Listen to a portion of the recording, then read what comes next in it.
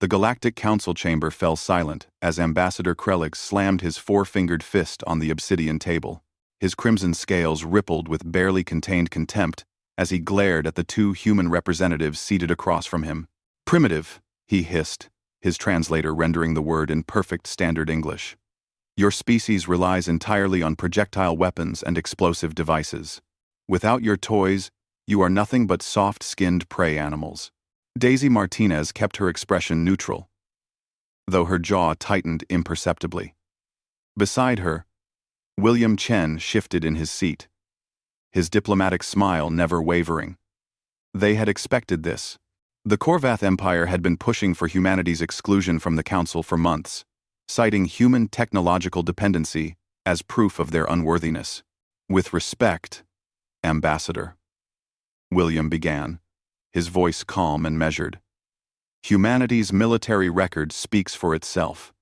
We've maintained peace on 17 frontier worlds, and peace bought with plasma rifles and orbital bombardment."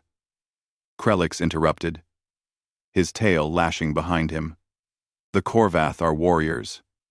We train from hatchlinghood in the art of combat, hand to hand, claw to claw. Your kind would not last 30 seconds against a Korvath juvenile in unarmed combat." The chamber erupted in murmurs. Representatives from a dozen species watched with keen interest. Some, like the insectoid chitters, seemed amused. Others, like the crystalline luminae, appeared concerned. Humanity was still new to the galactic stage, and every interaction was being scrutinized. Daisy leaned forward, her dark eyes locked on Krelix. "Is that a formal challenge, Ambassador?" The question hung in the air like a grenade with a pulled pin. William's head snapped toward her, his diplomatic composure cracking. "Daisy, a challenge?" Krelix's mandibles clicked in, what might have been laughter. "You? A female human barely reaching my chest plate? You would face a Korvath warrior?" "Just. Your champion," Daisy said evenly, standing from her seat. At 5'6", she was indeed dwarfed by the 7-foot Korvath ambassador, but her posture radiated confidence. "Unarmed combat. Right here, right now. When I win, you withdraw your motion to exclude humanity from the Council." The chamber exploded into chaos. William grabbed Daisy's arm, his voice urgent and low. "Are you insane? We're diplomats, not fighters. This isn't—" "Yes, it is," Daisy whispered back, her eyes never leaving Krelix. "This is exactly what this is about. Respect. They think we're weak without our tech. Time to show them what 100,000 years of Earth evolution actually means." William wanted to protest further, but something in Daisy's tone stopped him. He'd known her for 3 years, worked alongside her through 12 different negotiation crises. He'd never seen this side of her before. He released her arm and slowly sat down. Krelix's eyes gleamed with predatory satisfaction. "Very well. I accept on behalf of my empire's champion." He gestured, with one clawed hand, and a side door hissed open. What entered the chamber made several representatives gasp. Gorvax was legendary even among the Korvath.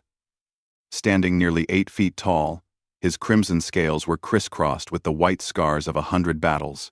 His arms were thick as tree trunks, ending in claws that could shred titanium alloy. He had represented the Korvath Empire in 17 ritual combats and had never lost. Never even been injured. Daisy stepped into the clearing at the chamber's center. She removed her diplomatic jacket, revealing a simple, black shirt. She rolled her shoulders once, twice, then settled into a stance that William suddenly recognized boxing. With her weight on the balls of her feet, hands up, but relaxed. "The rules are simple," Krelix announced, his voice dripping with confidence. "Combat ends when one party submits or cannot continue. No weapons. No outside interference." He looked at Daisy with something approaching pity. "Last chance to withdraw. Human. Start whenever you're ready," Daisy replied. Gorvax circled her slowly, his movements surprisingly fluid for something so massive. The chamber held its collective breath. Then, with explosive speed, the Korvath champion lunged, his massive arm swinging in a haymaker that would have decapitated a normal human. It never connected. Daisy moved like water, slipping inside his guard with a speed that seemed impossible.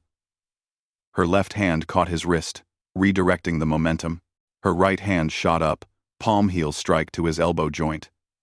Then, before Gorvax could process what was happening, she twisted using his own mass and velocity against him. The crack echoed through the silent chamber like a gunshot. Gorvax's wrist snapped, the bone breaking cleanly, as Daisy applied a standing wristlock with textbook precision. The champion's roar of pain was cut short as she swept his legs, using his imbalance to drive him face first into the floor. She maintained the lock, her knee on his spine, her voice carrying clearly across the chamber. Submit. The entire sequence had taken less than 3 seconds.